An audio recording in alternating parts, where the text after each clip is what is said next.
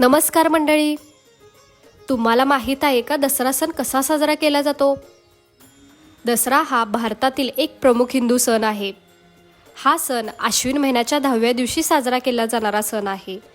हा सण म्हणजे आनंद लुटायचा सण आहे. दसरा हा विजयाचे एक प्रतीक मानले जाते, कारण या दिवशी देवी दुर्गाने महिषासूर राक्षसावर विजय मिळवला, तर श्रीरामाने रावणावर विजय मिळवला. 3.5 शुभ मुहूर्तापैकी एक असलेला हा दिवस आहे. यावेळी नवीन कार्याची सुरुवात केली जाते. सोन्याची म्हणजे आपट्याची पाने लुटली जातात.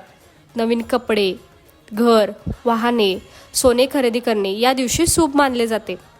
दसरा हा भारताच्या विविध भागात साजरा केला जाणारा सण आहे.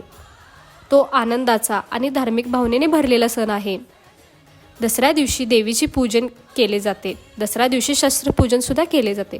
सर्वांना दसऱ्याच्या शुभेच्छा.